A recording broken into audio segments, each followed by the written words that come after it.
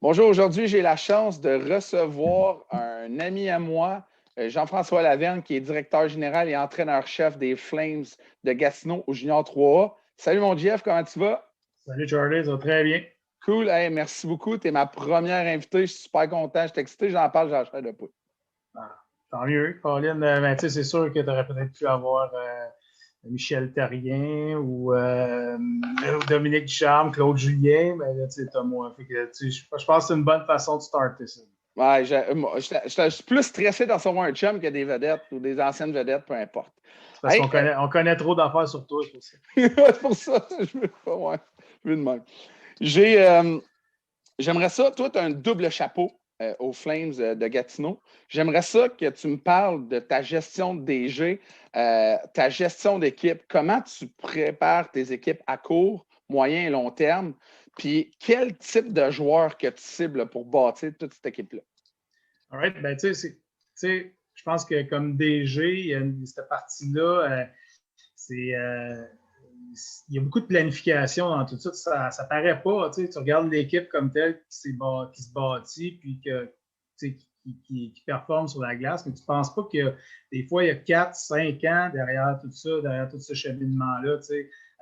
En partant, nous, au Junior 3A, ce qui est difficile, c'est la partie recrutement parce qu'on cherche à recruter des joueurs qui vont peut-être être entre la Ligue junior majeure du Québec puis d'autres ligues. Puis après, mais en même temps, on veut les meilleurs joueurs possibles. Des fois, on va chercher un joueur qui va chercher plus à garder son éligibilité pour aller vers les universités. Là, c'est là que des fois, on va travailler avec des équipes collégiales aussi, puis être un peu travailler en symbiose là-dessus. Donc, c'est la partie peut-être au niveau recrutement qui est le plus difficile. Sinon, on a une équipe de recruteurs là, qui travaille avec nous pour nous donner un bon coup de main là-dessus. Mais tu sais, c'est tout planifié pas mal d'avance. Tu regardes les cycles un petit peu, puis quand est-ce que tu penses que tu vas être le plus performant. Tu sais, moi, là, cette année, je suis arrivé, puis je suis revenu un petit peu avec l'équipe. Donc, la première chose que j'ai fait, c'est de vraiment faire une analyse de ce qu'on avait en place. C'était qui les joueurs qu'on avait, qui revenait avec l'équipe. C'était quoi notre noyau de joueurs de 20 ans. Au niveau junior 3, on a le droit à 6 joueurs de 20 ans à chaque année.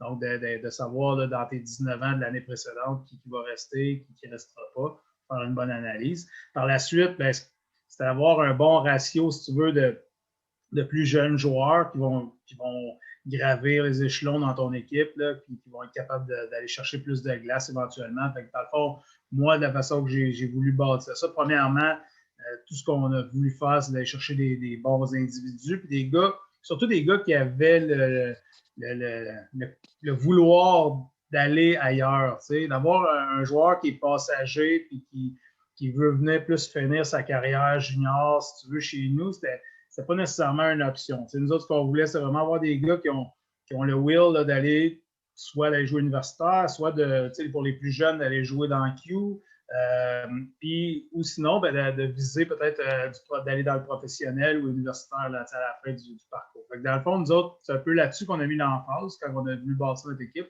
d'aller chercher des joueurs qui ont ce désir-là là, de continuer leur cheminement dans le hockey.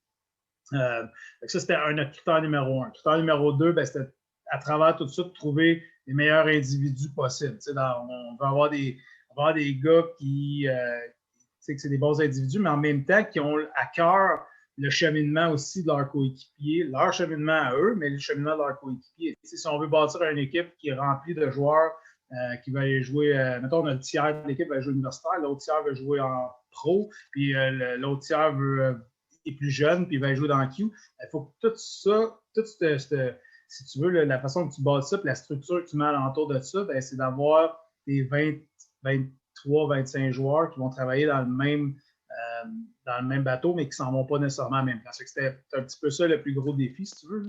Et puis c'est quand même un puzzle qui est dur. En partant, il faut que tu pognes les bonnes personnes parce que le gars qui a 20 ans, il a un plan. Le gars qui a 17, il a un plan. Le gars de 18, 19. Mais ça ne doit pas être évident. Là. C'est beaucoup de PR là, avec sûrement les joueurs. Là. Moi, je le vis au collégial. On n'a pas la même réalité, mais c'est important d'aller chercher, comme tu dis, les bonnes personnes. On peut être un tremplin, mais à un certain degré. Là. Pas juste un bouche-trou. On veut que tu viennes chez nous pour faire avancer le processus, si je ne me trompe pas. mais en même temps que toi, tu te fais avancer aussi pour toutes les bonnes valeurs. Là. Fait que, c'est ça. c'est bon. Fait que, tout ça mis en place, ben, puis aussi dans ton organisation, il faut que tu aies tout du monde qui pense comme ça aussi. Là, au niveau recrutement, au niveau coaching staff, développement des joueurs, les gars qui vont discuter souvent, c'est sûr que c'est fait plus au niveau du coaching, mais de discuter avec des joueurs qu'on va avoir repêchés, mettons, qui jouent à Midget 3 ou qui vont jouer ailleurs, prep school, peu importe, d'avoir un suivi avec ces joueurs-là qui connaissent un petit peu ce qu'on veut faire à l'organisation. Puis, nous, ce qu'on veut faire, c'est d'avoir le meilleur programme, le programme le plus reconnu possible pour que les joueurs veulent utiliser notre équipe comme tremplin, comme toi, tu fais, mettons, au niveau collégial, tu vas chercher des joueurs qui vont aider aussi par la suite à promouvoir ton programme, comme tu disais, tu veux promouvoir le joueur pour que lui puisse promouvoir ton programme. C'est du donnant-donnant. C'est un peu comme ça qu'on essaie de bâtir l'équipe. Nous, contrairement peut-être au collégial, nous, on a un repêchage. Puis, comme je disais tantôt, c'est un peu ça le plus gros défi pour nous, c'est vraiment de cibler les joueurs qui vont éventuellement jouer à notre niveau. Si tu cibles tous des gars qui sortent des 2 premières rondes au junior majeur, ben, la part du temps, tu ne les vois pas, ces gars-là. Fait que c'est un peu ça le défi. C'est intéressant, c'est le fun. C'est comme tu sais. Ça doit être quelque chose à le faire, un beau défi.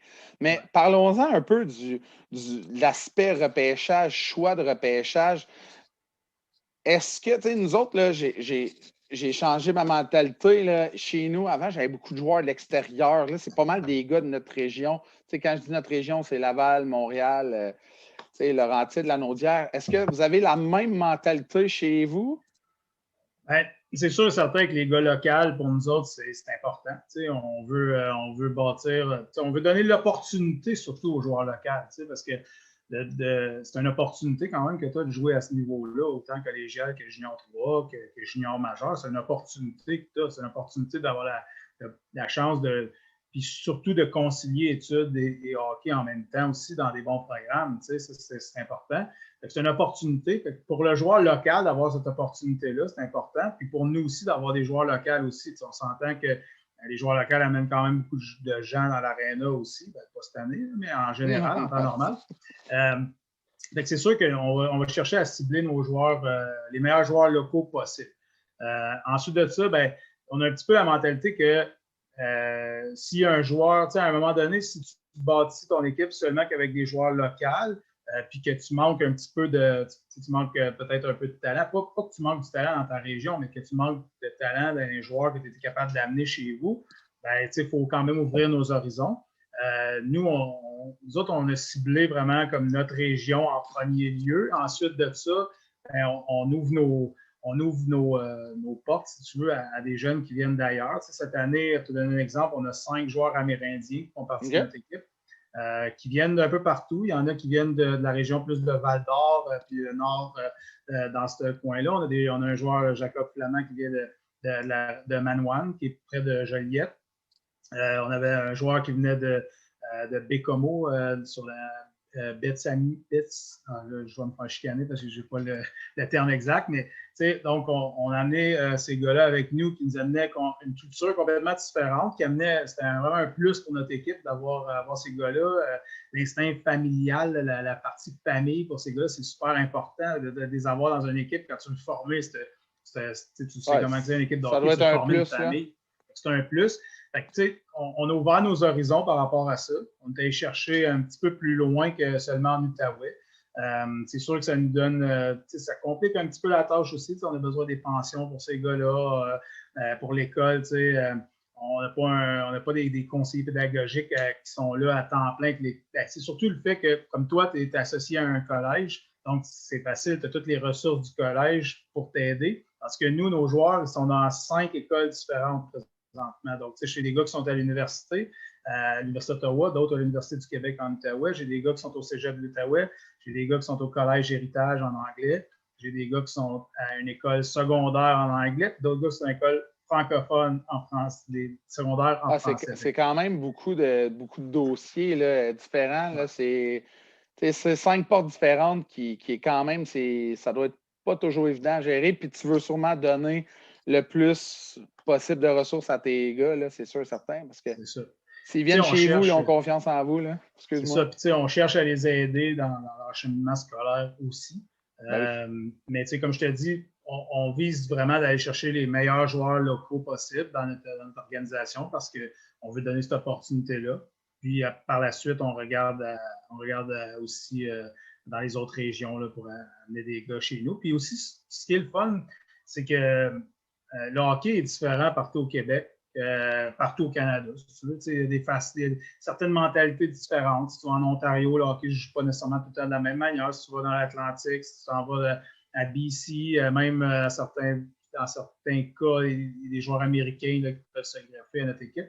Donc, des fois, c'est le fun aussi d'avoir un petit peu de toutes sortes de types de joueurs, si tu veux, qui ont vécu dans des... Cette année, on avait un gars de l'Atlantique, Ben Morin, qui amenait un type de hockey complètement différent, un jeu vraiment plus physique. Puis, on avait beaucoup de joueurs ontariens aussi là, qui sont greffés à notre équipe. Donc, ça amène différentes mentalités aussi. Fait que je trouve que c'est tout ça mis ensemble. Je trouve que c'est un plus pour notre organisation. Ouais, c'est sûr. En plus, en étant en Outaouais, mais tu peux être plus vers l'Ontario que nous, exemple, juste chez nous qu'on connaît. C'est pas familier pour nous. Fait que... Puis pour finir, là, mettons, là, toi, t'es excité d'échanger des pics. Là. Exemple, t'es un gars, t'es-tu prêt à échanger ton premier choix pour pouvoir t'upgrader encore plus? Là, cet aspect-là, ça doit être quand même excitant. Là. Mes collègues DG de la Ligue junior 3 du Québec te diraient probablement que je suis quand même assez tough en négociation. Okay. Je donne pas... Moi, je pense, en partant, quand tu parles de transaction avec une autre équipe, puis que tu veux essayer de transiger, tu veux essayer d'améliorer ton équipe, je pense que l'important, c'est de vraiment s'entendre sur la valeur des joueurs, ça, c'est souvent l'aspect qui va faire la différence. Deuxième chose que je trouve vraiment importante dans le cheminement à travers tout ça, c'est aussi de voir, de s'assurer qu'on ne va pas nuire aussi aux joueurs dans une transaction. Okay. Il y a certains DG là, qui vont juste penser à leur équipe, à leur petite personne. Cette année, j'ai fait 3 transactions pour accommoder des joueurs où que l'autre équipe voulait accommoder un joueur, surtout en temps de pandémie, ce n'était pas évident. Donc, pour permettre à des joueurs d'avoir l'opportunité de jouer par chez eux. Okay. D'accommoder les joueurs. On ne veut jamais nuire aux joueurs. On ne veut jamais le mettre devant le fait accompli et de dire bon, ben, tu as été transigé, mais là, tu n'as pas le choix d'aller là. Ouais. Ça ne se fait pas vraiment là, dans notre ligue. C'est vraiment. On doit avoir quand même l'entente avec le joueur qui va accepter d'aller dans une équipe, va accepter d'être transigé. Bon, ça, c'est important, je trouve, parce que le jeune, il y en a des jeunes qui ne sont pas nécessairement prêts à aller ailleurs, qui aimeraient ça rester dans leur région, puis qui ne veulent pas nécessairement bouger. Puis il faut respecter ça. Donc, c'est un critère très important là, quand on fait des transactions aussi. Puis c'est sûr que, comme tout le monde, tu veux améliorer ton équipe, tu veux améliorer tes choix de repêchage, tu veux te placer. Moi, je dis toujours, il y a aussi 2 réalités dans notre ligue. Il y a les réalités des équipes qui convoitent les mêmes joueurs. Donc, leurs choix de repêchage de première ronde sont beaucoup plus importants, mettons, que d'autres équipes qui convoitent des joueurs de leur région, qui convoitent des joueurs qui sont dans des régions plus éloignées comme nous. Donc, tout ça mis en place. Des fois, tu vas dire, voyons donc, comment ça se fait que telle équipe a échangé son choix de première ronde? Parce que ce choix-là, il ne vaut pas aussi cher pour une équipe de l'extérieur de Montréal qu'une équipe qui est Prime Montréal, puis qui va se battre avec 3 autres équipes alentour pour les mêmes joueurs, parce qu'ils sont dans la même région. C'est des éléments à prendre en considération. Ces équipes-là, mais ils ont des gars qui... Il y a des équipes collégiales qui n'ont pas loin, puis qu'il y a les gars... on appelle ça un responsable de programme, là, tu sais. Mais moi, là, je peux juste pas dire que je suis DG, parce que chez nous, au cégep, on peut pas. Mais moi, je suis sneaky, puis je me fais sneaky, puis je veux sneaky. Fait que je comprends ce que tu veux dire à ce point-là. Là. Ouais. Mais c'est sûr que mon petit côté, gamin qui triple hockey, qui a toujours été dans. J'ai été dans des ligues simulées quand je jouais au PlayStation, faisais des trades. On a tout ce petit côté-là comme gars de hockey en dedans de nous autres qui fait que oui, c'est le fun quand même d'avoir ces discussions. Puis des fois, là, tu vas rire, Charles, mais moi, c'est même pas la transaction comme telle, mais plus comme toutes les discussions que j'ai avec d'autres DG que je trouve vraiment sharp dans tout ça, tu sais, parce qu'on discute de paquet d'affaires. Tu sais, je te donne un exemple, puis je vais le nommer parce que Dave, c'est un bon gars. David Crowdis à Grand Bay, tu sais, on a jasé ensemble, on a eu des super bonnes discussions. On n'a pas nécessairement fait de trade ensemble. On a juste eu des bonnes discussions sur des joueurs. On parlait de joueurs, on parlait un petit peu de la ligue. À un moment donné, on a jasé ensemble jusqu'à 2-3 heures du matin de hockey ensemble, toute l'équipe. Je fais un petit pool pour le fun de temps en temps quand il y a des games, des ads. Ils embarquent dans ce pool-là, on s'agace un peu. Tu sais, toute cette petite partie-là aussi, c'est bien intéressant, la partie sociale là, avec les autres aussi. Fait que, puis on a une belle complicité là, avec la plupart des DG. Mais je comprends honnêtement, là, puis j'ai une petite anecdote. Là. Quand on a coaché contre d'instruction intégrée, puis oui, quand je suis arrivé à mon stage haute performance, là, je commençais à coacher une Jet Espoir, je suis arrivé du Bantam. Moi, dans ma tête, là, les coachs d'élite, ça ne parlait pas à personne. On était intimidés. Pour moi, là, c'était. Je suis arrivé là-bas, là, chumé avec tout le monde, peut discuter, comme qu'on fait ce soir. On dirait, plus qu'on monte, plus qu'on a le goût de partager notre savoir, sa mentalité. C'est pour ça qu'à ce soir, j'aimerais ça savoir ce que tu fais avant.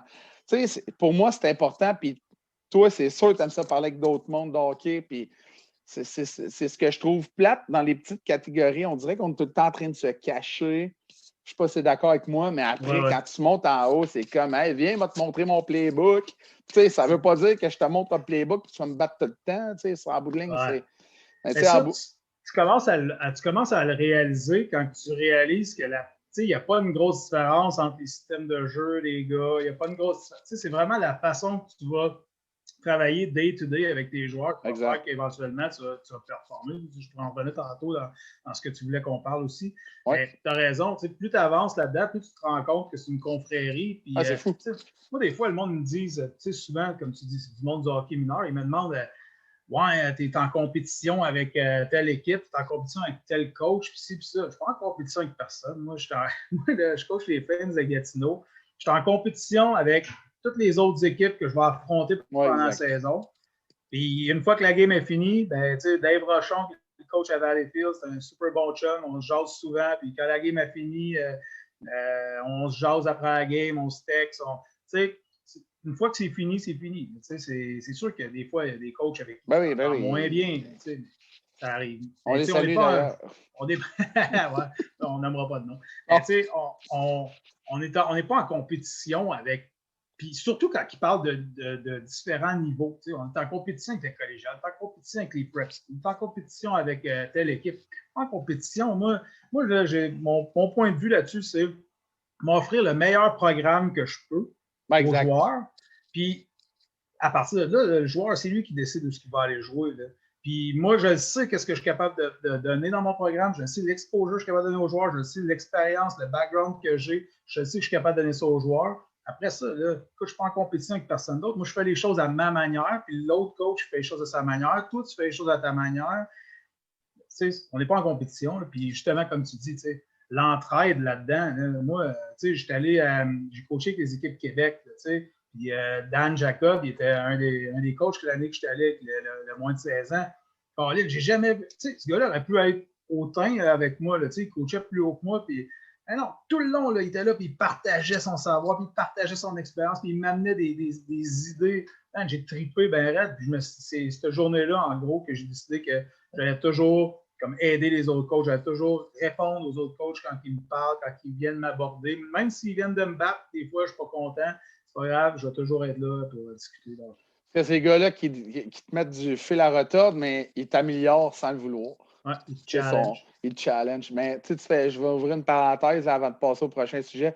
Daniel Jacob, j'ai la chance de le côtoyer souvent. C'est un ami qu'on voit souvent. Il est venu souvent, il est venu avec nous sur la glace une fois, mais il est venu souvent dans le bureau à l'aréna, puis jaser, là, sérieusement, c'est écœurant. Puis Dan, il aime le hockey, là, il va en donner.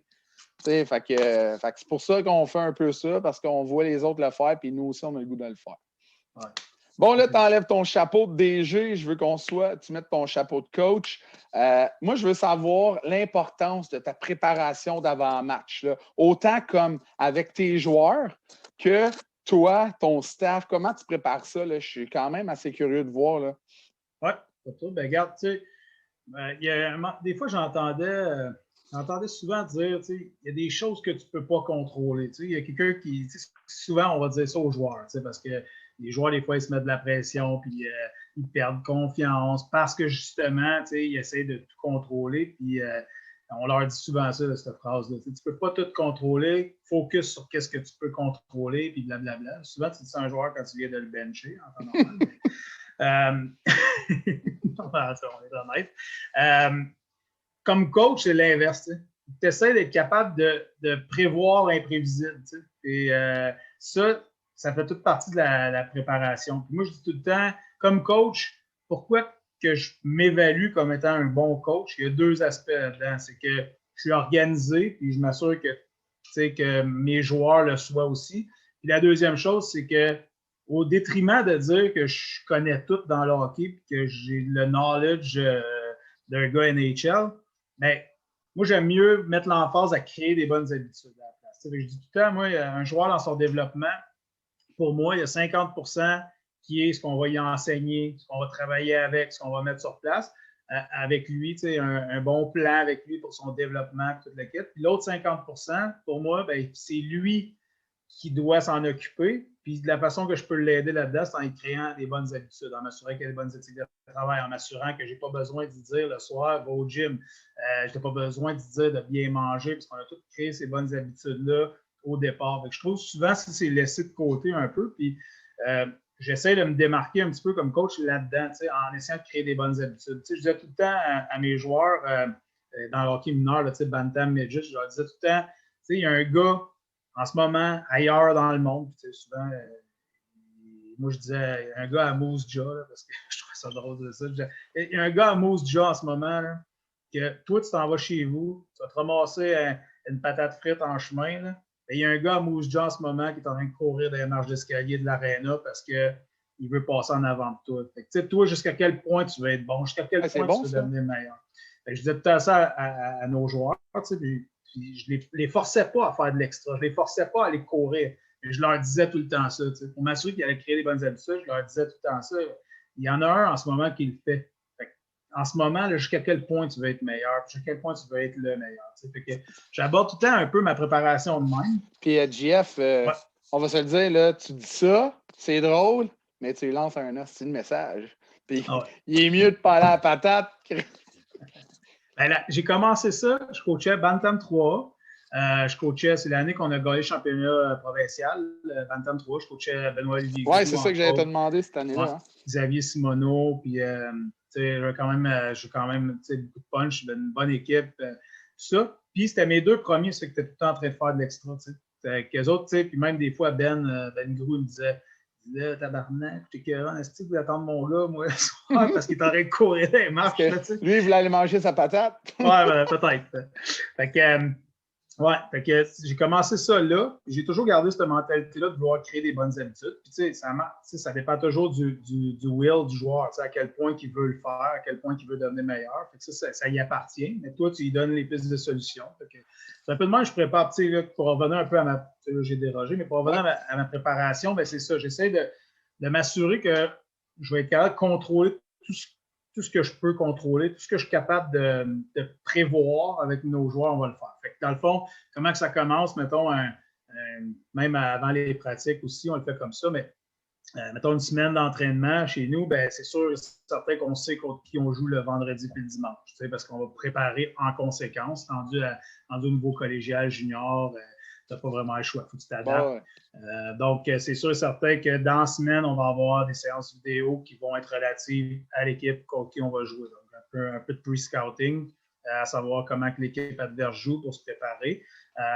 Dans le fond, moi, je divise tout le temps ma semaine en 3. Il y a la partie individuelle, développement individuel avec nos joueurs pendant la semaine.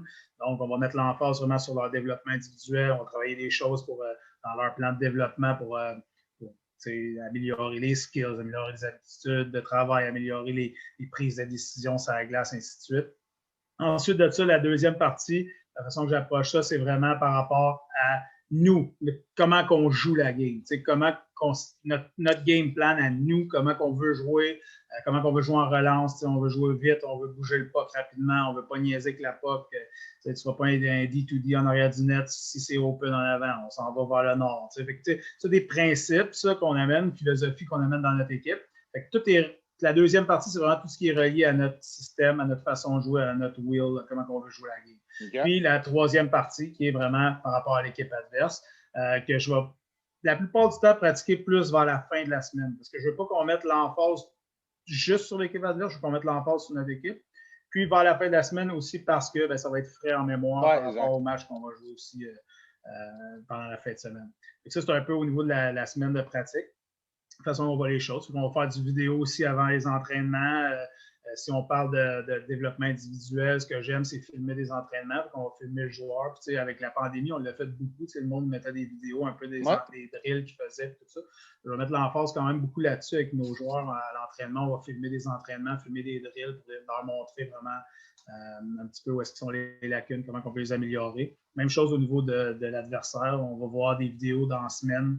Actuellement, nous, c'est le mercredi soir qu'on fait ça dans notre chambre. Là, on a le projecteur et tout. Fait qu'on va faire des séquences vidéo de pre-scouting de l'adversaire. Donc, leur système de jeu, comment ils break out, comment ils forecheck, comment ils jouent sur les unités spéciales, ainsi de suite.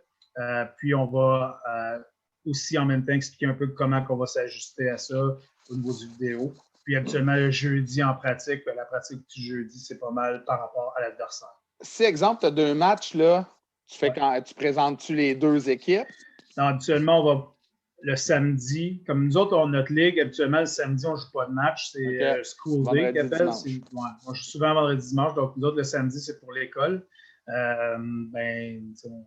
On dit que c'est pour l'école, mais on va quand même trouver le moyen de faire du hockey cette journée-là. Ouais, donc, ça va être, avec la part du temps, ça va être la préparation pour le dimanche et aussi le game day du dimanche. Le pre-scouting de l'adversaire du dimanche, je le fais le dimanche. Je le fais avant le match le dimanche, habituellement 2h30 à peu près avant la game. C'est la première affaire qu'on fait quand les gars arrivent à l'aréna, c'est le pre-scouting de l'adversaire avant de tomber dans nos meetings d'unité spéciale puis nos meetings de game plan. Fait que c'est vraiment comme ça. Je pourrais revenir un peu à ce qu'on fait game day, mais ça va être comme ça qu'on va décortiquer notre semaine. C'est bon, c'est intéressant. Fait que dans le fond, si on joue le vendredi, tout ce qu'on va avoir vu le jeudi va être en prévision du match du vendredi. Ce qu'on voit le samedi ou le dimanche game day va être en prévision de l'adversaire du dimanche. OK, c'est bon.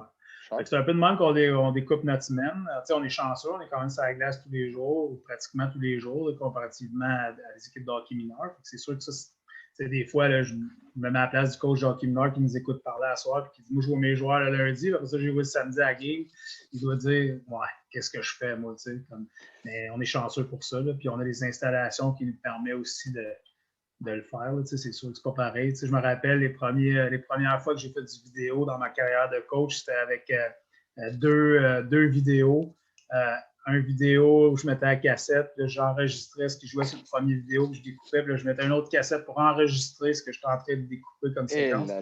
On s'entend-tu qu'on est rendu pas mal plus loin? Ben oui. Fait que c'est ça, comment que je découpe, mettons, notre semaine à l'entraînement. Ensuite de ça, à travers tout ça, il y a aussi l'aspect de promotion de nos joueurs. Donc, tu sais, nos gars de vidéo vont continuer de découper des séquences sur les matchs qu'on va avoir joués, puis on va essayer de préparer des highlights vidéo pour nos gars pour éventuellement les aider là, dans leur cheminement. Okay. Le côté DG, coach en même temps, d'avoir des discussions avec des équipes de plus haut niveau pour essayer d'aider nos gars. Ça fait toute partie aussi de notre day-to-day, là, si tu veux. Ensuite de ça, Game Day, la façon qu'on approche ça, comme je t'ai dit tantôt, nos joueurs arrivent, quand on est à la maison, nos gars arrivent 2h30 avant le match. Okay. On est chanceux, on a notre propre chambre, probablement comme vous autres. Là. On est capable d'avoir les installations. Donc, 2h30 avant le match, on va faire le pre-scouting de l'adversaire. C'est un match du dimanche. Sinon, dans la semaine, il a déjà été fait. Donc, à ce moment-là, les gars vont arriver 2 heures avant le match. Donc, pre-scouting, les gars, la façon que ça fonctionne, les gars, ils arrivent, ils se changent. Première chose, ils se mettent on se met en mou, là, mais les gars, ils se mettent en outfit des Flames. C'est ça, là, pour se préparer pour les activations, ainsi de suite. Une fois que ça c'est fait, là, on part sur les vidéos. Habituellement, je ne fais pas plus que 15 à 20 minutes de vidéo, surtout sur le pre-scouting, là, ça va quand même assez vite. Ce que j'aime mettre l'emphase plus dessus, c'est vraiment les ajustements qu'on va faire versus ça. L'idée du vidéo, c'est de leur donner un look, de voir comment est-ce qu'ils vont sortir, comment est-ce qu'ils vont jouer. Ensuite de ça, on prend le tableau, on explique les ajustements qu'on va faire. Donc, après ça, les gars vont tomber en activation. On va aller s'activer une première activation. Puis ensuite de ça, quand ils vont revenir, là, on va tomber tout de suite des meetings d'unités spéciales. Il y a bien des entraîneurs qui vont faire les unités spéciales en dernier souvent. Là, j'entends souvent ça des fois quand je discute avec des coachs. Ils me disent ouais, moi, je garde mes unités spéciales à la fin.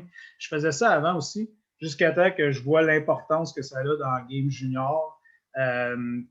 Puis je me suis rendu compte que vraiment, il fallait que je mette un petit peu plus d'emphase là-dessus. Tu sais, des fois, tu vas arriver dans ton pre-game, puis tu vas manquer un peu de temps, puis tu vas comme un peu garrocher les unités spéciales, aller un petit peu plus vite ces unités spéciales. Ça m'est déjà arrivé souvent. C'est ça. Fait que, là, quand tu vois l'importance, puis même au niveau collégial, l'importance des unités spéciales, elle doit être quand même assez grande aussi. Fait que j'ai commencé à le mettre avant mes meetings de position, avant mes meetings de game plan, d'ajustement, ainsi de suite. Fait que là, je fais vraiment pre-scouting, unité spéciale, après ça, meeting par position.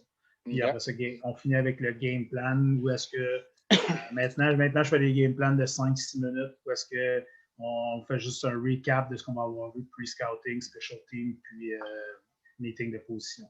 Ouais, c'est un peu comme ça qu'on roule ça. Juste pour te rassurer que les grosses lignes globales en équipe soient comprises, puis après... question, on parle d'unité spéciale. Unité spéciale, combien de temps tu mets là-dessus par semaine? Tu pratiques quoi? C'est 3 fois semaine? Ça dépend. Il y a des semaines qu'on pratique. Ça dépend quand est-ce que vous jouez. Si on embarque, c'est ça. Ça dépend de quand est-ce qu'on joue. Il y a même des semaines que si on a, mettons, juste un match la fin de semaine, on pique le dimanche. Mettons, on joue juste le vendredi, puis on ne joue pas le samedi-dimanche. Ça arrive des fois.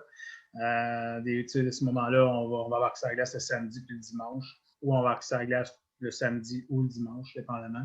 Fait que ça varie entre 3 à 5 fois, ça dépend tout le temps des semaines quand c'est chargé, parce que tu sais comme moi qu'à un moment donné, les temps de repos sont importants aussi, les temps d'études.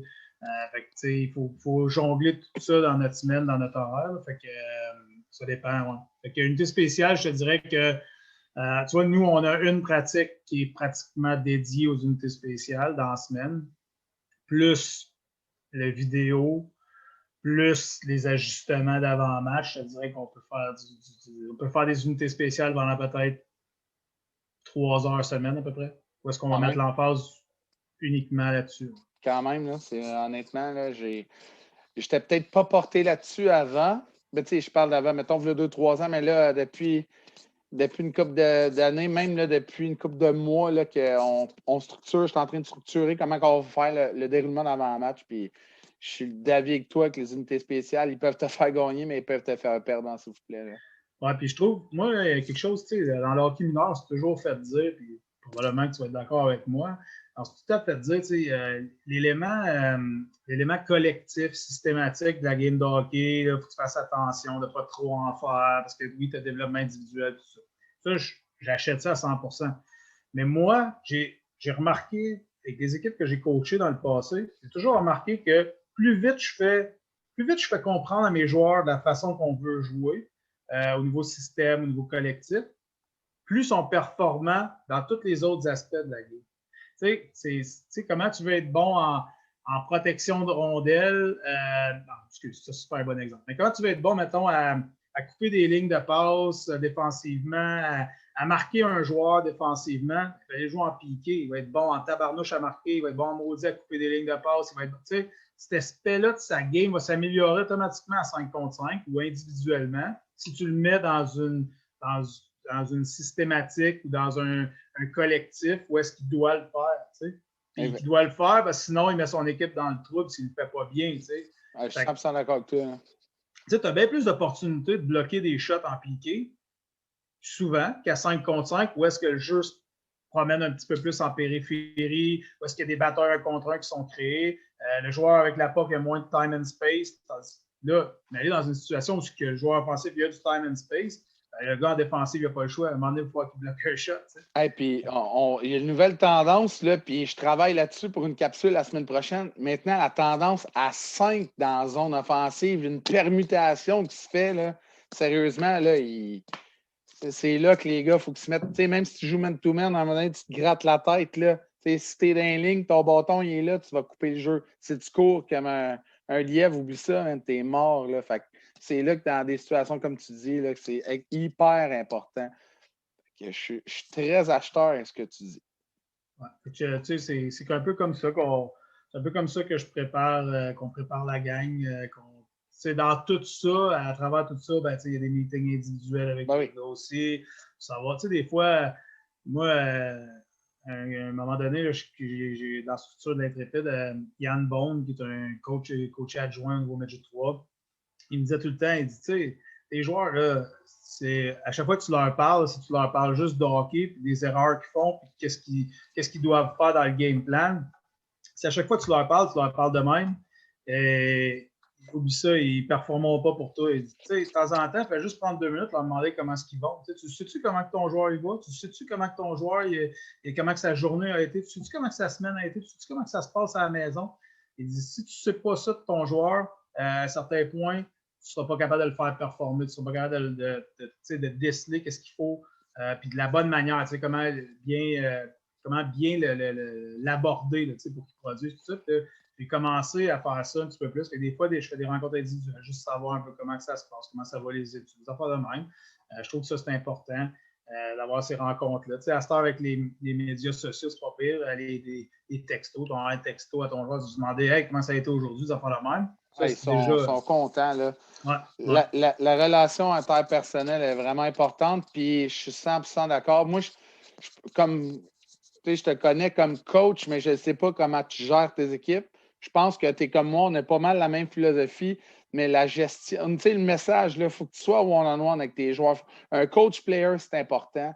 Puis, tu sais, c'est important de savoir comment y parler parce que le but, c'est d'attirer le maximum parce que maudit qu'il va le faire avec toi.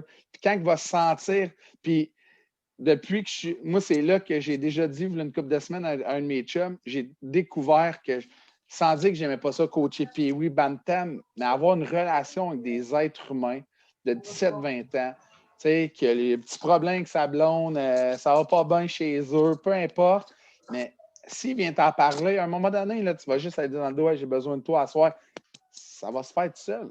Tu n'as même pas besoin de crier. Petit message dans l'oreille, merci, bonsoir, puis lui, il va avoir un soutien de toi, puis vice-versa. Fait que on a un côté psychologue dans tout ça, puis on a un côté humain aussi qu'il faut avoir là-dedans, puis c'est important. T'sais. Moi, je pense aux jeunes, mettons, puis peut-être tu disais que cette année, tu n'avais moins, mais tu as eu des gars de l'extérieur. Le gars de l'extérieur qui est loin de sa famille, puis il veut pas. Tu as bien beau vouloir être le plus tough qu'il n'y a pas là, au monde. Là, comme joueur de hockey, des fois, tu en as des toughs. Mais ce gars-là, il s'ennuie de sa mère, il s'ennuie de son père, il s'ennuie de son frère, de sa soeur, de sa ville, sa place, son monde.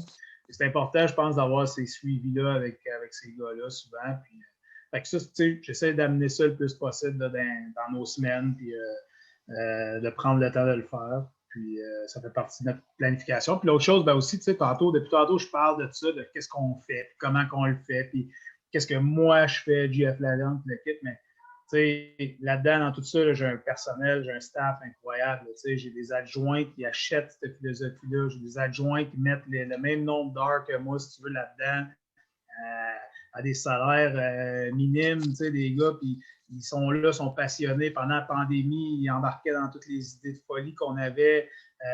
Ils me donnaient un coup de main au niveau technologique pour s'assurer pour s'assurer qu'on était capable d'avoir des Zoom meetings qui fonctionnent bien. Tout ça, l'affaire aussi là-dedans, c'est de bien s'entourer. Ben oui. On est souvent à l'avant-plan. C'est toujours nous on the spot, mais si tu n'as pas le monde en arrière de toi, là, ben, tu n'es pas capable de te lever. Fait que, c'est important. Puis moi, je suis 100% d'accord. Tu t'entoures avec des personnes qui sont prêtes. Tu ne calcules pas les heures au hockey. Tu ne peux pas calculer les heures. Si tu calcules, là, ben, va ailleurs. C'est ça, tu as tout compris. Cool. Hey, dernier segment, là, honnêtement, que j'étais excité de faire. Chaque invité, vu que tu es le premier, tu vas starter ça. Moi, je veux avoir ton coup de cœur. Je veux que tu nous expliques un drill. Là, tu m'as dit que tu en faisais 2. je te laisse aller. Je vais te partager l'écran, je vais te mettre host. Puis, hey, montre-nous ça. Je suis excité. C'est fait. OK. Fait que je vais partager l'écran. Tu me diras si tu me vois bien, si tu vois bien l'écran. Yes, sir, je vois tout. Parfait. Bon, ben regarde, dans le fond, comme je t'ai dit, tu m'as demandé de faire ça drill coup de cœur ou tu sais, mais tu sais comme moi, comme coach, on en fait tellement de drills pendant une saison de hockey que c'est difficile d'en choisir juste un ou un drill coup de cœur. Je suis allé un petit peu vers des exercices que je pense qui peuvent être bons un peu à tous les niveaux ou qu'on peut ajuster à tous les niveaux. Donc, c'est des drills que j'aime bien faire. Puis en même temps, des drills avec des objectifs un peu déguisés. Le deuxième, entre autres. Je vais commencer avec le premier exercice ici. Fait que ce que je fais dans l'exercice, je vais découper ça en 2 groupes qui vont faire la même chose, dans le fond, en même temps. Yeah. Dans le fond, j'appelle ça le 1-2-3/1 Rush Decision Making. Okay? C'est sûr que la part de je coach beaucoup en anglais en passant, fait qu'il y a bien des affaires que les termes aussi là, que j'utilise en anglais. Fait que pour les gens qui nous écoutent, je m'excuse là, si les termes, ça va être plus anglophone. Donc, fait que je sépare un groupe d'attaquants ici. Je ne sais pas si on voit ma souris. Oui, on voit tout. Dans le fond, un groupe d'attaquants ici, un groupe d'attaquants là. Même chose en zone neutre. Fait que dans le fond, on sépare nos attaquants en 4. Nous autres, au niveau junior, on a 4 trios. Fait qu'habituellement, c'est facile. On le fait avec les couleurs de jersey. Puis on est capable de déplacer les gars là, facilement, de placer les gars facilement dans les exercices. Puis, je vais avoir 2 groupes de défenseurs, un dans les coins opposés. Fait que dans le fond, ce qu'on fait au départ, puis là, je voulais être sûr d'être à la hauteur de Charles Dupéré. Fait que j'étais allé coach Dem pour faire mon exercice ici. Tu vas voir que moi non plus, l'aspect souris, là, je suis plus habitué de peser sur les touches, faire du vidéo que d'utiliser la souris. Fait on va faire ce qu'on peut, puis on va espérer que ça va être bon. Hey, à toutes les capsules, je fais tout le temps une petite erreur, fait que sois pas stressé. Okay, c'est bon. Right, fait que dans le fond, initialement, ce qu'on va faire, c'est que le défenseur va sortir du coin avec la rondelle. Yeah. Puis, il va y aller avec un pass across, dans le fond, à l'attaquant opposé. Donc, le défenseur part d'ici, patine avec la rondelle ici. Il va venir chercher le dot.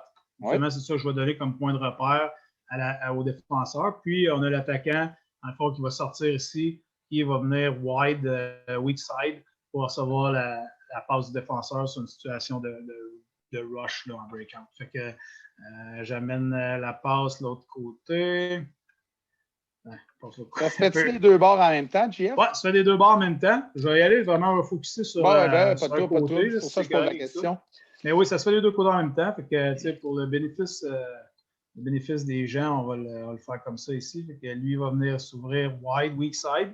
Puis notre défenseur va venir chercher le dot ici en contrôle de la rondelle.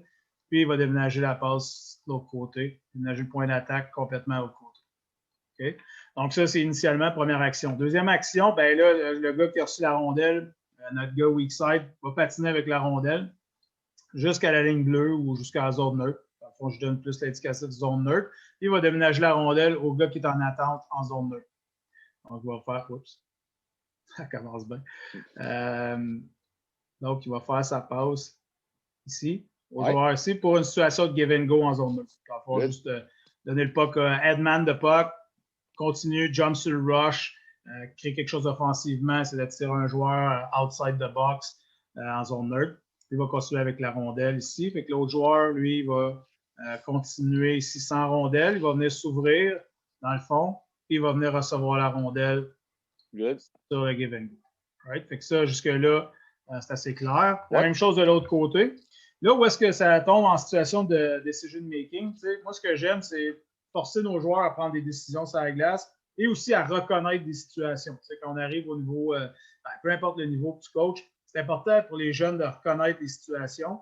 Puis, c'est ce que j'aime de cet exercice-là, c'est que ça force vraiment autant les attaquants que le défenseur dans cette situation-là de reconnaître dans quelle situation il est impliqué. Il est impliqué dans un 1 contre 1, il est impliqué dans un 2 contre 1 ou il est impliqué dans un 3 contre 1. C'est important autant pour l'attaquant que pour le défenseur dans l'exercice. Donc, ici en zone neutre, je vais juste travailler avec le mouvement du défenseur. Le défenseur, lui, après avoir fait sa passe, il va venir chercher le rush. Il va venir en zone neutre, il va venir chercher le rush. Puis là, il tombe en situation de prise d'information. c'est quoi que je vais avoir d'en face? Un contre un, il faut que je prenne juste le porteur, il faut que je vois, y a-t-il des gars qui viennent supporter le rush ou ainsi de suite. Il va s'adapter à la situation qu'on va voir en zone neutre, je vais vous expliquer après, mais il vient chercher le rush en zone neutre, il vient chercher le rush le plus haut possible. Puis ensuite, il va prendre l'information à savoir je suis dans un 1-1, 2-1 ou le 3. Okay. En zone neutre, ce qu'on fait, c'est qu'une fois que lui, ici, il a donné la rondelle, lui, il jump tout le temps. Même chose de l'autre côté, c'est que le joueur qui a donné la rondelle, lui, il jump tout le temps. C'est sûr que le gars qui donne la rondelle en zone neutre, qui la reçoit, lui, il vient tout le temps de l'autre côté. Il va rusher en zone offensive tout le temps. Fait qu'ici, celui qui a une décision à prendre, c'est là que ça devient un decision making, c'est le gars qui donne la rondelle. Lui, il a le choix. Soit qu'il supporte le gars avec qui il vient de donner la rondelle, puis qu'il décide que moi, bon, ben, je supporte, je m'en vais de ce côté. Je m'en vais de ce côté ici, puis je supporte l'attaque. Puis je m'en viens ici, puis là, je décide de créer. Oups, je ne suis pas trop habitué encore. Là. Je décide de créer une situation. Ah, c'est des faces. OK. Excuse-moi, Charles. Ouais, pas de stress. Lui, il décide soit qu'il jump sur le rush de ce côté-là ou il jump sur le rush de l'autre côté. Okay. Qu'est-ce que ça peut donner comme situation? Ben, ça peut donner que. Puis on a la même situation ici que là. Donc, qu'est-ce qui peut arriver? C'est qu'on peut se retrouver avec lui qui jump sur le rush ici avec le porteur. Puis lui ici, qu'après avoir donné la rondelle, il a décidé aussi de s'en aller de ce côté-là. Donc, je me retrouve avec un 3 contre 1 ce bord-là, puis un 1 contre 1 ce bord-là. Ça peut être, mettons que les deux ont décidé de supporter le porteur de la rondelle ici. Ben, je me retrouve avec un 2 contre 1 demi-glace versus un 2 contre 1 demi-glace de ce côté-là. Versus si mon porteur il rentre avec la rondelle wide, puis qu'il y a juste lui qui a décidé de supporter, je me retrouve avec un 2 contre 1 pleine glace. Donc, il y a ça qui est le fun dans l'exercice aussi, c'est que dépendamment de la décision qui est prise ici de ces deux gars-là, j'ai des situations différentes. Tu sais, jouer un 2 contre 1 demi-glace, c'est pas pareil comme jouer un 2 contre 1 full ice. Donc, ça, c'est un élément aussi que j'aime de l'exercice. Donc, une fois que lui a donné, lui, il décide. S'il décide qu'il jump, il jump de ce côté-là, on va le faire au complet là, pour les gens qui regardent. Puis là, il peut jumper de ce côté-là puis décider de supporter l'attaque. Pendant que lui, ici, avec la rondelle, il va venir chercher un petit peu plus de largeur. OK. Excusez. Donc, lui, ici, il va venir chercher un petit peu plus de largeur pour rentrer au filet, puis créer un 2 contre 1 sur le défenseur qui va venir chercher le rush. Même chose de l'autre côté. Si notre porteur de rondelle, en fait, il va avoir sur la rondelle ici. Si je fais, mettons, il patine avec la rondelle ici. Oups. Il patine avec la rondelle ici. Il donne la rondelle au grand zone neutre. Continue sur le rush. Ici, pour recevoir la rondelle dans l'espace libre. Bon. Il donne la rondelle ici. Et c'est là que le joueur défensif, le défenseur, lui, il faut qu'il soit alerte, prise d'information, il faut que le timing soit bon. Parce que sinon, tu vas trop vite, tu vas te faire battre de vitesse. Et honnêtement, c'est très bon, prise d'information, head on swivel tout le temps. J'adore ça. Ça donne des situations 1 contre 1, 2 contre 1, 3 contre 1, prendre la décision. Puis, tu sais, ce qui est le fun au niveau enseignement d'un exercice comme ça, c'est que tu vas pouvoir enseigner à ton défenseur de jouer de telle manière, tes attaquants, même chose. Tu sais, comme là, j'envoie le deuxième attaquant large pour une situation 2 contre 1, mais on pourrait demander à lui de venir jammer le dé, drop le puck, cross-play, net-play. Tu sais, il y a plein de situations possibles. Puis, tu sais, moi, je vois ça comme un drill d'activation en même temps. Ça te permet de commencer un entraînement en bougeant en rondelle, en prenant des décisions, en activité. Au hockey, moi, je trouve souvent, on va chercher à s'activer les pieds, les mains, bouger nos pieds sur les exercices, s'activer, tout le kit. Ça, je trouve, c'est un exercice qui nous aide aussi à activer notre cerveau, à prendre des décisions, à lire le jeu, de voir un peu comment ça se passe. C'est un peu... C'était mon premier exercice que je voulais vous montrer. Très intéressant, honnêtement. Moi, je vais enlever le 1, 2, 3. Je vais enlever le 1, 2, 3, mais l'appeler GF Rush Decision Making. Parfait. Fait que c'est un premier exercice. Puis qu'est-ce que je ferai, Charles? Je t'enverrai la version complétée. Fait que si tu veux la partager. Oui, c'est sûr, je vais la partager. Là. Parfait. Deuxième exercice, c'est un exercice de conditioning. Je ne vais pas dire conditioning, ça c'était la partie cachée. C'est un quick transition plus un back check. Donc, moi, ce que j'aime faire dans certains exercices, c'est de faire du conditioning avec nos joueurs, mais déguisé. Du patin, puis d'aller chercher un high tempo, tout ça. Les gars, ils n'aiment pas ça faire des drills de patin, puis faire des drills de patin. Ce que j'aime bien, c'est de les déguiser. Puis ça, c'était l'année que j'ai coaché le gars à Benoît Groux, Ben, il m'avait amené ça souvent. Il aimait ça. Il me disait tout le temps, essaie d'aller chercher du conditioning dans tes exercices. Ça va payer sur le long run. Ça va payer sur le long run. Puis il dit, c'est plate en maudit pour un joueur de faire un exercice de patin up and down, up and down. Mais si tu le déguises dans des situations de jeu, ça ne paraît pas. Le joueur, il patine, il ne s'en rend pas compte. Il va chercher un high tempo, il s'active, il bouge ses pieds, il est prêt. Fait que j'essayais tout le temps d'amener ça dans mes exercices. Puis à un moment donné, j'avais vu cet exercice-là de Gérard Galland. Puis je l'avais trouvé super bonne. Fait que j'ai décidé de vous présenter celui-là aussi ce soir. Fait que dans le fond, je commence avec un attaquant, un défenseur en coin, un défenseur à bleu, puis des pucks en zone neutre ici. Donc, initialement, on commence avec une situation, moi j'appelle ça un one-on-one shadow. Dans le fond, ce que je veux du joueur défensif, c'est plus de être stick sur le puck, découper sa glace, deny the middle, tu empêches le joueur de rentrer à l'intérieur, garde-les là. C'est plus un exercice de contain qu'un exercice de pin sur le board, one-on-one battle, gagne le puck, sort avec le puck. C'est pas vraiment ça l'objectif. L'objectif, c'est vraiment plus de travailler à découper ta glace avec ton stick puis t'assurer que tu coupes l'intérieur. C'est un peu ça que je dois demander aux joueurs défensifs dans une situation comme ça. Fait que là, ce que je demande, c'est d'une action à peu près de 3 à 4 secondes de one-on-one ici. Donc, si tu es capable, one-on-one, change de direction une fois, protège ta puck, fais un fake de revenir sur tes pas, puis tourne sur toi-même, ouverture talon pour rouler sur le défenseur, peu importe. Amène la situation 1 contre 1, comment tu le veux ici à l'offensive, mais tu as une action de 3 à 4 secondes pour rentrer au filet. Fait que dans le fond, ce que je vais demander là, au gars avec la puck ici, c'est go, patine avec la rondelle, change de direction rapide, reviens sur toi-même, amène le shot. Rentre, amène le shot. Que ce soit vraiment quick action, net play. Ouais, en mouvement, là, c'est bon. C'est ça. Fait que le défenseur, comme je te disais, c'est une situation de shadow. Ouais. Dans le fond, je ne veux pas nécessairement qu'il essaie de piner le gars. Je veux vraiment qu'il découpe, reviens sur tes pas, viens ici, assure-toi tes D-side, essaie de mettre ta palette sur le shot, sur sa puck au moment du shot. Fait qu'on garde ça simple. Deuxième puck, à partir de ce moment-là, je vais demander au défenseur ici, il part avec une rondelle, de walker sur sa bleue, d'amener une action vers le filet, rapide, c'est quelque chose de quick. On ne veut pas de niaisage. C'est 2-3 enjambées, trouve ta ligne de tir, amène le shot au net. Ensuite de ça, suite au shot, dépendamment où est-ce qu'il y a le retour. S'il y a un retour proche de l'enclave, OK, le joueur offensif peut jouer le puck. Sinon, le joueur défensif, carry out, sort la rondelle, fait 3-4 enjambées avec la rondelle, that's it. Ensuite de ça, sur la troisième rondelle, ce qu'on va demander aux défenseurs ici, c'est rapidement, quick retrieve, trouve la rondelle ici en zone neutre, viens récupérer le puck en zone neutre. Donc, c'est la situation de récupération ici de notre défenseur qui va venir récupérer le puck.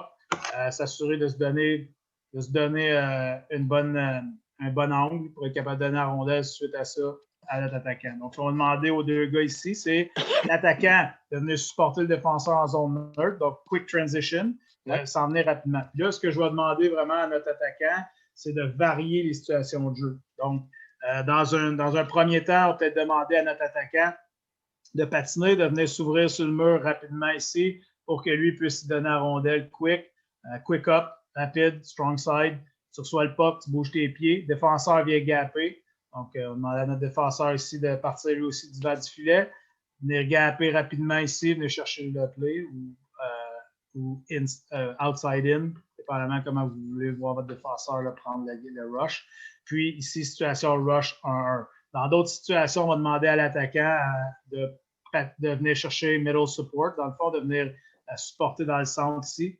Donc, au moment où il récupère la rondelle, il va donner la rondelle, ou il va venir chercher la rondelle, là, moi je dis souvent nice and low, le plus bas possible, égal pratiquement aux deux défenseurs pour prendre la vitesse puis étirer le forecheck en zone neutre. Donc, je vais peut-être élaborer là-dessus après, là, mais pour le moment, juste de venir en support, middle support, ou vraiment d'aller chercher weak side support, donc pour forcer le défenseur à ce moment-là, déménager le point d'attaque complètement de l'autre côté. Sur sa passe, vraiment d'envoyer la rondelle de ce côté-là, puis de forcer l'attaquant à prendre la vitesse aussi weak side. Puis souvent, encore là, je vais demander à l'attaquant un des points clés bien importants. En anglais, on dit nice and low, donc le plus bas possible, de venir chercher le puck pratiquement égal au défenseur pour la raison pourquoi que je demande ça, là, je ne te l'explique pas à toi, Charles, je l'explique plus aux gens qui vont écouter, parce que je sais que tu sais pourquoi, mais dans le fond, c'est étirer le forecheck de l'équipe adverse, s'assurer que si notre attaquant il est bas, ben, on attire le F1 le plus bas possible, possiblement le F2 le plus bas possible, puis on vient créer des lignes de passe dans la zone neutre. On sait à cette heure dans le hockey d'aujourd'hui, la zone neutre est fermée, la plupart des équipes ferment la zone neutre le plus vite possible. Donc, c'est une manière, en demandant à nos attaquants de descendre un petit peu plus bas, d'étirer un petit peu le forecheck, puis d'ouvrir des lignes de passe. Moi, Charles, la raison pourquoi ça me tient à cœur de parler de ça, c'est déjà venu à l'Arena à Buckingham, sûrement. Ouais. La patinoire n'est pas vraiment à 85 par 200. Elle est plus, je te dirais, mettons 75 par 150. Fait que tu as une petite zone neutre. La zone neutre est extrêmement petite, donc il faut trouver des moyens de créer de l'offensive. Ben oui, il faut que tu utilises ta patinoire comme ça soit ton arme secrète. C'est en plein ça. Fait que là, je vais effacer une coupe de lignes parce que je ne veux pas mélanger les gens. Mais dans le fond, si on le fait ici comme ça, on va avoir une situation après ça, là, par la suite, de 1 contre 1 rush. Ouais. Donc, l'attaquant qui va récupérer la rondelle ici va essayer d'aller chercher de la vitesse là, le plus possible, puis d'essayer de battre le défenseur de vitesse. Le défenseur va demander de venir gapper. Donc, on joue 1 contre 1, dépendamment des points clés que vous enseignez à vos joueurs, à vos attaquants, comme vos défenseurs, ces situations 1 contre 1. Il y a des entraîneurs qui vont préconiser d'essayer de faire le jeu le plus bas possible en territoire. Donc, ils vont demander à essayer de déborder avec le plus de vitesse possible. Il y a d'autres entraîneurs qui vont aimer mieux d'avoir des situations de variation de vitesse pour essayer de prendre le défenseur contre-pied puis se créer un petit peu des ouvertures vers le centre de la patinoire. Au niveau du défenseur, je pense pas réinventer la roue là, en disant stick on puck, deny the middle, ferme le gap le plus rapidement possible. Donc, tout des points clés là, quand même relativement importants sur des situations 1 contre 1. Donc, à partir de...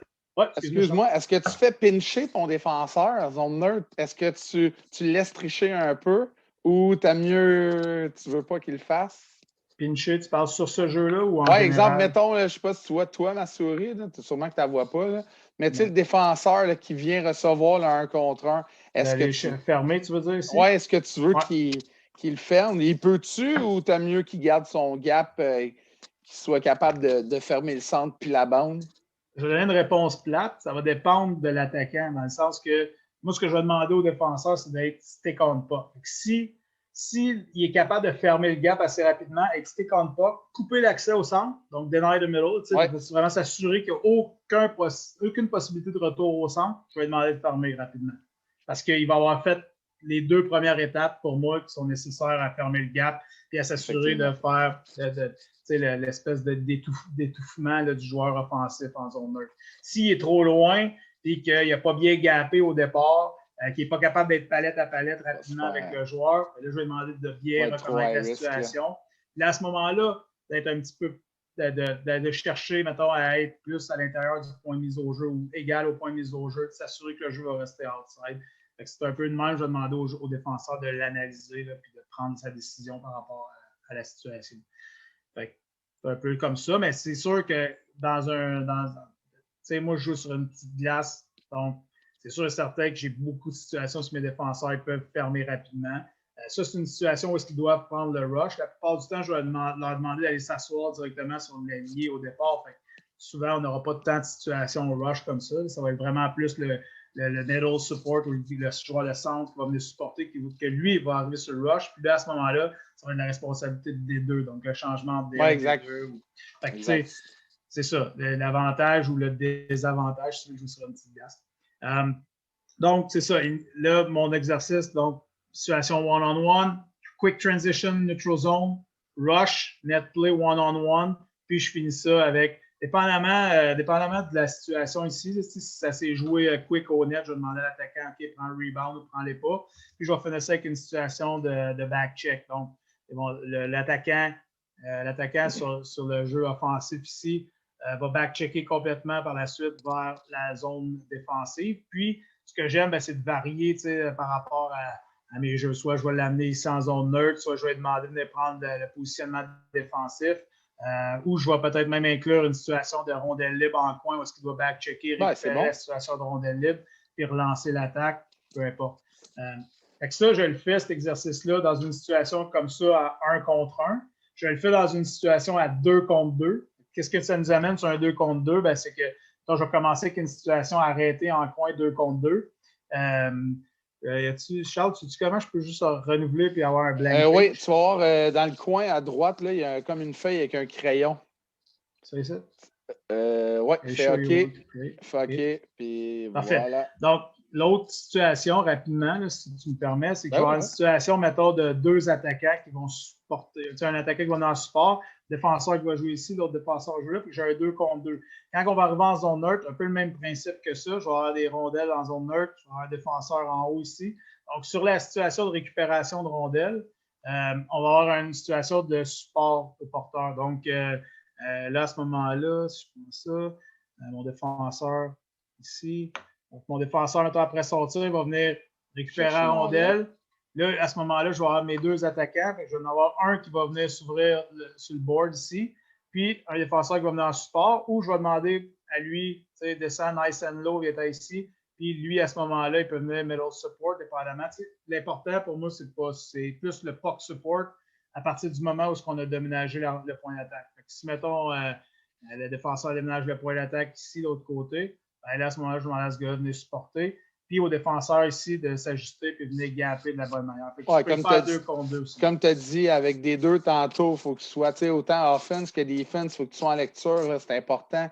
Puis ça fait réagir tout le monde. Autant le gars qui a le pas qui peut changer de jeu de côté, que le défenseur qui va se voir, il va falloir qu'il rouvre ses horizons. Honnêtement, c'est très bon. Puis en plus, le repli, tu sais, on dit le conditioning tantôt, là, mais la game de hockey, là, on avait parlé, là, c'est run and gun. Là. Si t'es pas sharp, là, si t'es pas prêt à travailler l'autre bord, mais trouve-toi un autre sport.